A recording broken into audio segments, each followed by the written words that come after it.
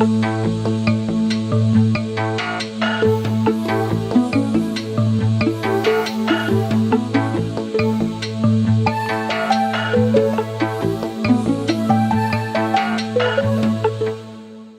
a blanket of darkness covering the airmen of 429 Squadron, Stuart Leslie set off on his night bombing raid of Marshalling Yard near Saint-Guilain on the French, Belgian, and Luxembourg border. This raid, however, would end differently. The pre-D-Day bombing ended up costing the Halifax bomber most of its crew, with Stuart being the only survivor left from the aircraft.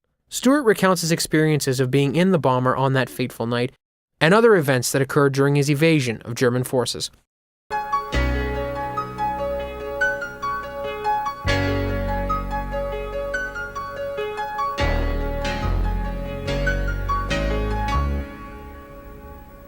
Well, I joined when I was on my 18th birthday. Wow. In Winnipeg, Manitoba. And when you were shot in the plane, can you describe your 5 minutes before going down? Well, we were on a Marshalling Yard raid, which was preliminary to D-Day. They were bombing a lot of the railway stations, marshalling yards. And the target was Saint-Guilain, which was a small town, but marshalling yard on the French-Belgium Luxembourg border.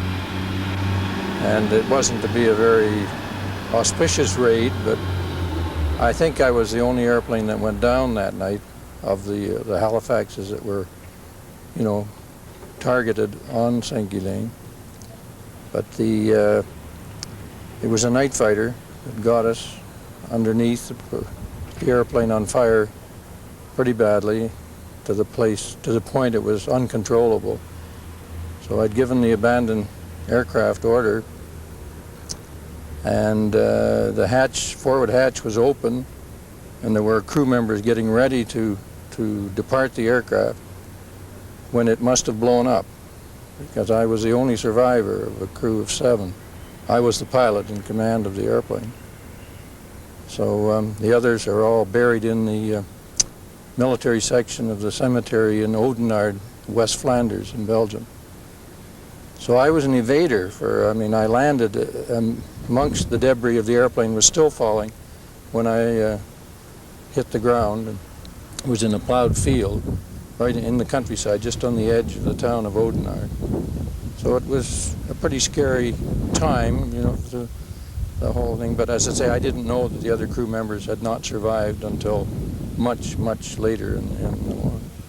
So I was able to evade, or I departed the area where I'd come down, and I was a successful evader for many weeks.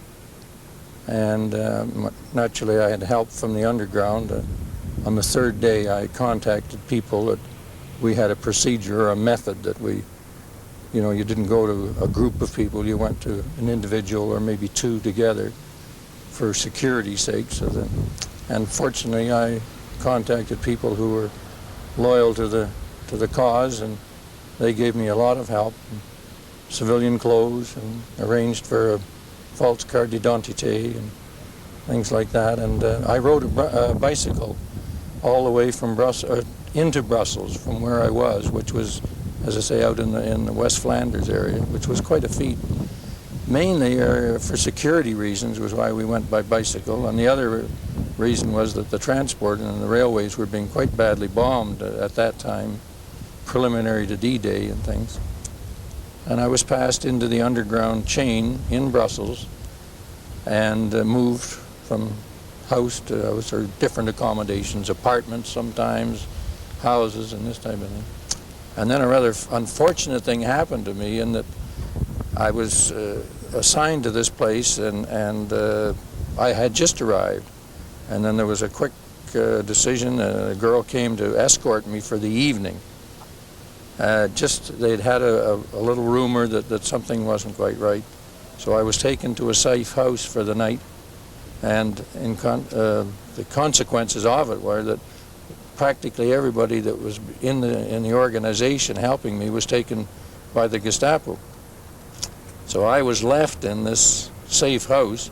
People had just volunteered their home for the evening or for the night.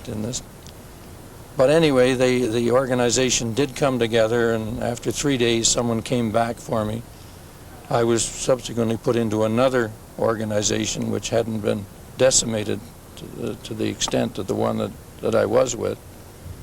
And I moved from Brussels to Namur.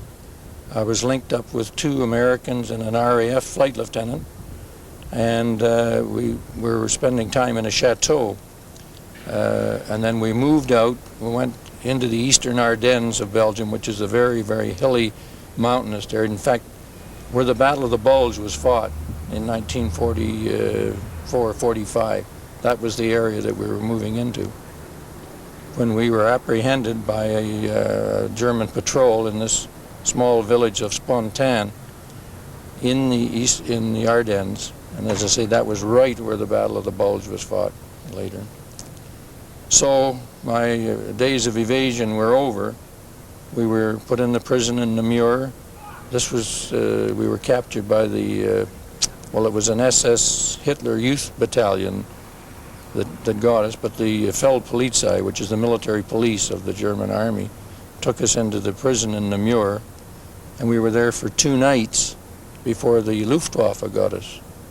And the Luftwaffe, as I subsequently learned, that was a good thing, really, because the Luftwaffe could claim air prisoners, you know, or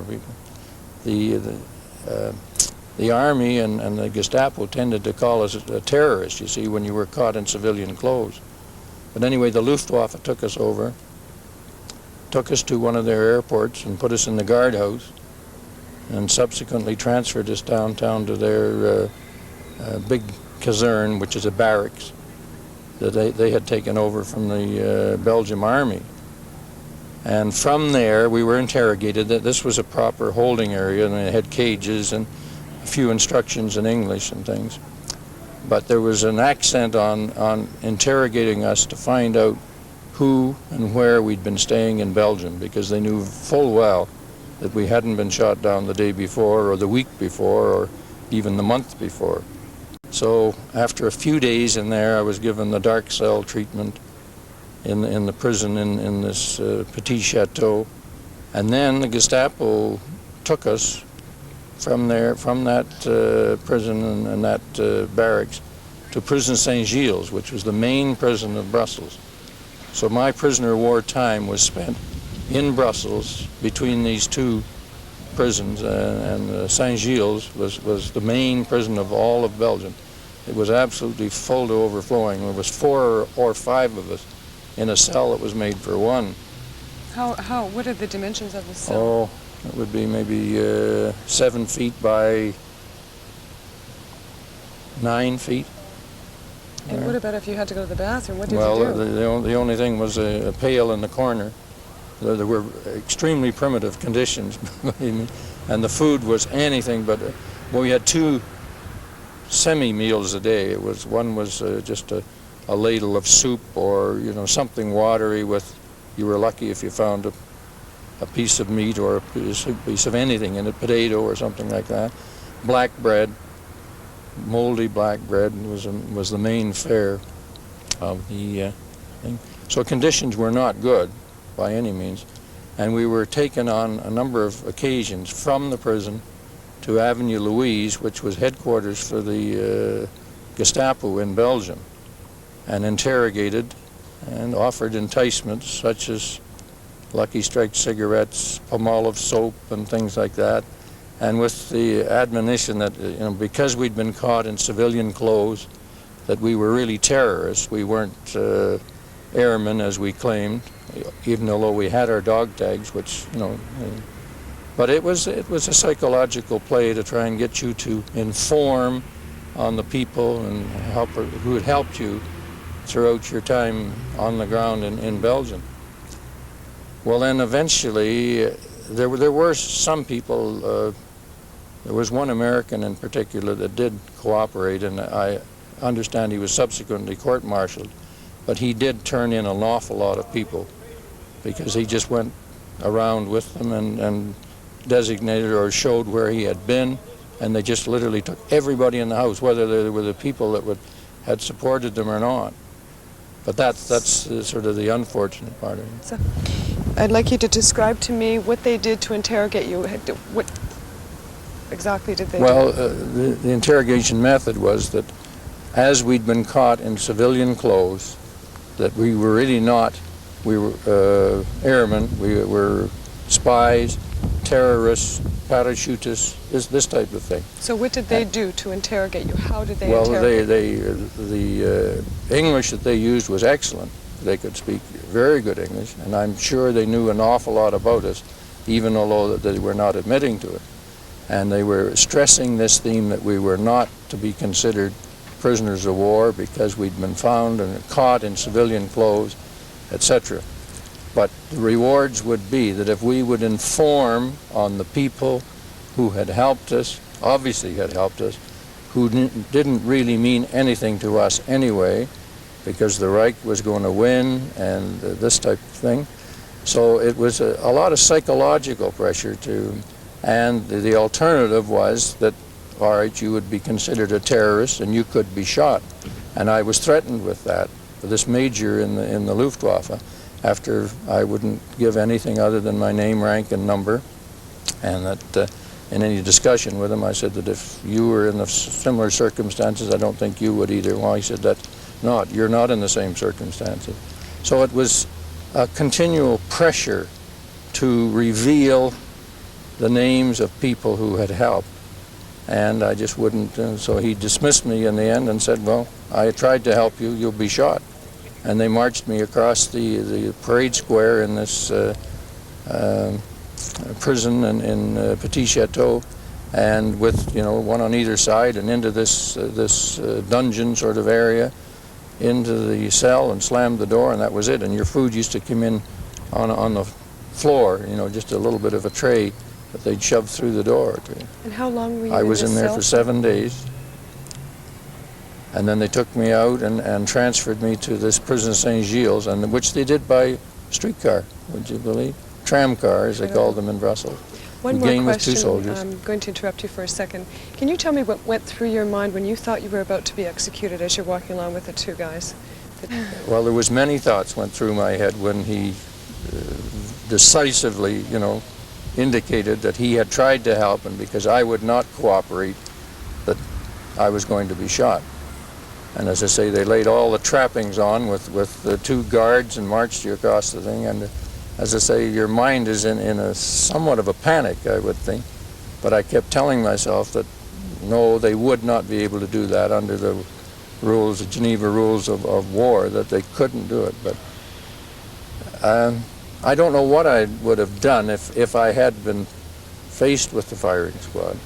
I like to think that I would be able to sustain, but that was, I think it was the discipline of my training in life that was holding me together under the tension and the pressure of the situation.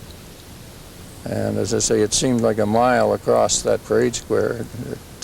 It wasn't, I know, but when I was put in the cell, I thought, well, that threat has diminished somewhat. I mean, I still wasn't very calm in my mind and my nerves, but I thought, well, I've weathered this. I'll play it by ear, but I'm not going to cooperate. I'm sure that my procedure is the right. My number, rank, and name is all that I'm to give, despite what they do to me. Sometime after his release in September of 1944, Stuart was informed through other sources that he was the only survivor of the destroyed Halifax on the night of the bombing raid. The remainder of his crew now rest in Oudenburg Graveyard in West Flanders. For more information about NAS Radio and the Nanton Aviation Station, contact 613-552-5000. This has been an NAS Radio production. I'm Olivier Dumas. Tune in next time for another exciting interview featuring Canadian and Allied war veterans.